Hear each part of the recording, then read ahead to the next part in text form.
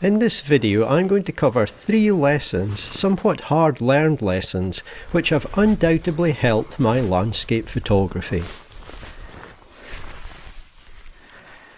So hello everyone, and thank you so much for joining me today. My aim today is to explore and try and capture some what I would call very old characterful trees, like perhaps this one that's next to me here. So I love woodland photography. I love taking photographs of trees, and if I can capture some with some character, that would be what I'm hoping to do today. So time to have a look around and see if I can find anything that I think is going to make for a nice photograph.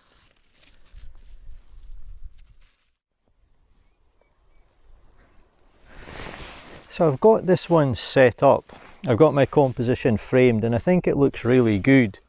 Let me interrupt myself here with lesson 1, which is the importance of being able to see potential in a scene, but knowing whether or not the time is right to capture it. This is something that I personally learned a long time ago and I continually try to implement in my own photography. I was out on this day primarily to scout and to make a video, but of course with the additional hope that I could leave with one good photograph. Conditions were not ideal for the type of photographs I hoped to create on this day, and as soon as I had recorded this video clip and spent more time on the photograph, my instincts were indeed confirmed. I'd identified potential, but I wasn't going to produce a photograph that I was happy with. Firstly, the direction of light wasn't doing the scene any favours, and I also felt that I needed some mist or fog to simplify the scene.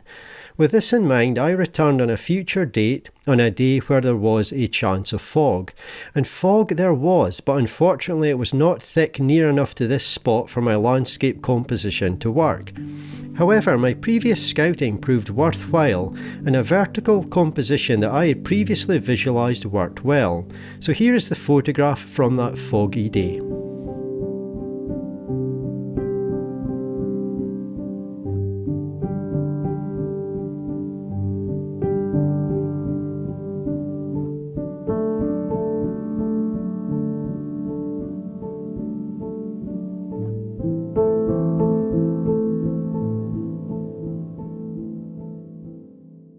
I carefully moved on, keeping lesson 1 in mind. Today was primarily about spotting potential and visualising how and when a scene will be at its best.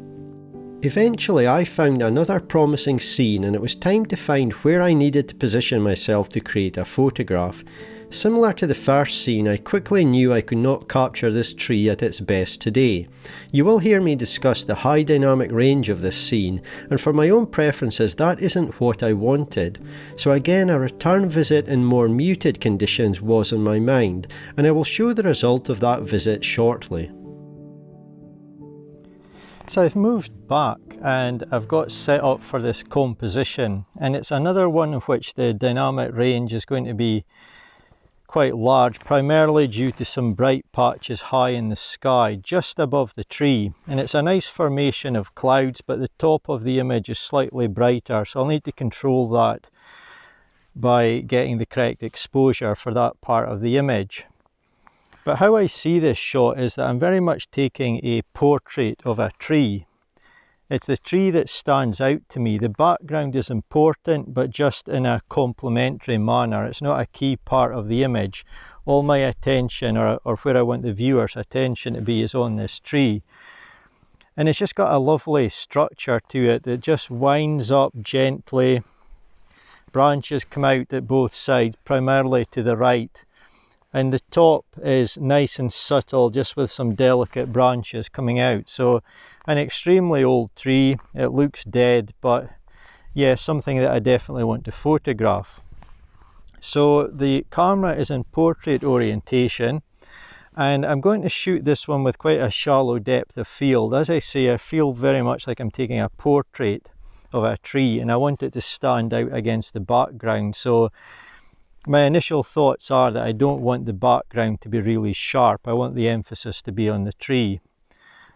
But quite a nice image, I think. I just need to get a nice bit of light, and it's going to bring the tree to life against the background. Lesson number 2, which I learned a long time ago, and which I feel has benefited me immensely in so many ways, is the importance of seeking out my own scenes, my own subjects, and my own compositions, ideally close to home. Seeking out compositions is the most exciting and rewarding part of photography for me. I get so much joy from finding something which is new to me and which excites me in terms of its photographic potential. When this happens, I feel connected to whatever I am photographing, and I get excited to return time and time again if necessary to get the results that I want. A new discovery gives me all the motivation I need to get the most out of what I discussed in Lesson 1. Perhaps contrary to a lot of the advice you will hear, I encourage you to switch off from a lot of the photos you see in social media, videos, location guidebooks and so on. Instead of wanting to photograph those, pick areas close to your home and seek out compositions which are new to you. I assure you it will give you great joy, you will feel more fulfilled creatively, and you will be able to return as often as you need to get the photograph that you want due to the locality. Although we may occasionally visit popular areas, please don't deprive yourself of the joy, fulfillment and creativity of finding your own places and your own compositions. There are great photographs everywhere. It could be as simple as a tree in your local park on a misty morning.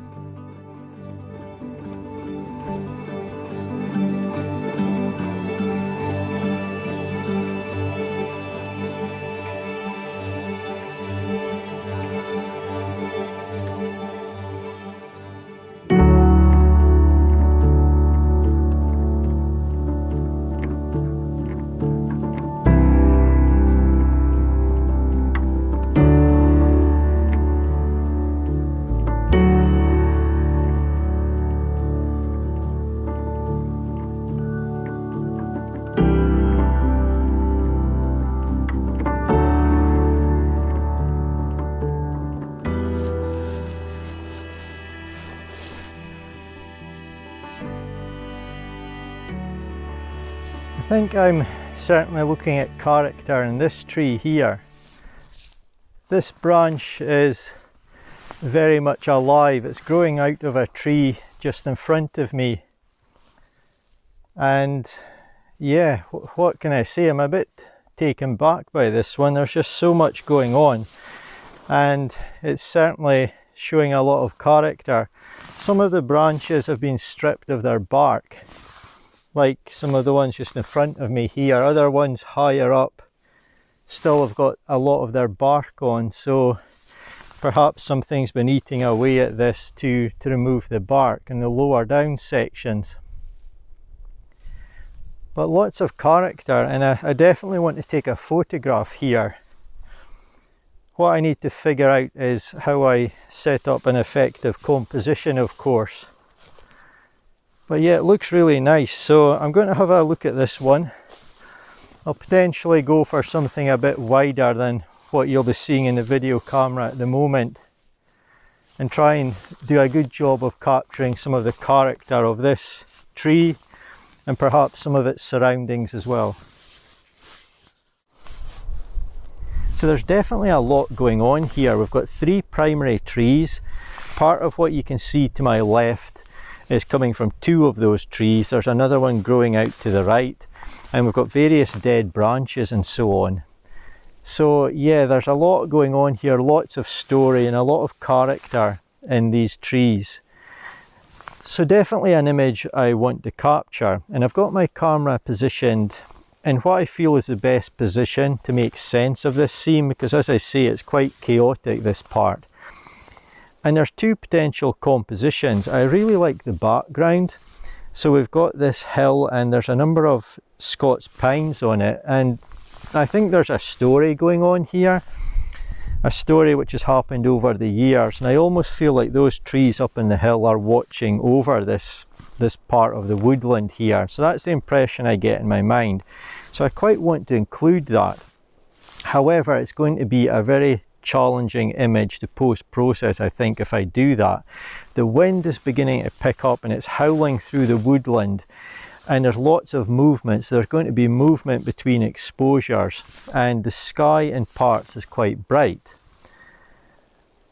But I definitely think it's going to look nice. The other option that I've got is that I could just include a panoramic image, so focus more on what's going on just in front of me here and exclude the sky and some of the background to this scene. So I've got two options.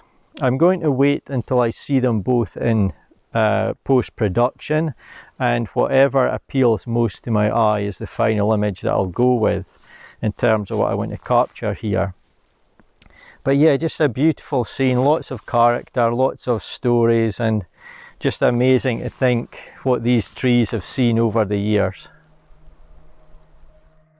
Lesson number 3, which has served me very well and has definitely helped avoid a few potential disasters, is to ensure that I consider and cover everything that I need to while on location. It's hugely important to leave a location knowing you have thought of everything that you need to, and that you have the data you need saved onto your memory card. Get things wrong while on location or forget to do something, then chances are you won't be able to rectify this from home. So for example, in this situation you will have heard me consider two possible compositions. It's really important to carefully create your composition and give some thought to there being more than one potential composition.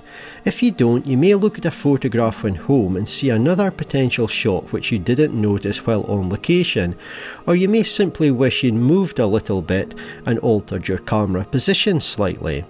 I also mentioned how dynamic range and wind movement could be an issue, so I gave a lot of thought of that to ensure that I left with all the data that I needed. Even if we are shooting digital files, we should be very careful to get things right as much as we can while on location. Another small but very important point to consider on location is to check that your photographs are sharp where you want them to be before you leave. It will save you from great disappointment when you get home. Taking a bit more time on location to ensure I've got everything right has helped me a huge deal with my photography. There's so much going on in this scene behind me here. There really is, as I touched on earlier, quite a story. These trees have, I think, seen quite a lot of different weather conditions over the years. The mind boggles trying to think what they've experienced. But anyway, I hope you've enjoyed watching this video. It's been fantastic for me to be out trying to capture some of the character that I've spoken about today, and hopefully once I see the final images edited, I'll feel that I've accomplished that. As always, I really appreciate you taking the time to watch. I hope you've enjoyed it. If you have, please take a second to give the video a like rating, a thumbs up. And if you're not yet subscribed to my channel, then do consider subscribing. But for now, thanks again, and hopefully I'll see you in my next one.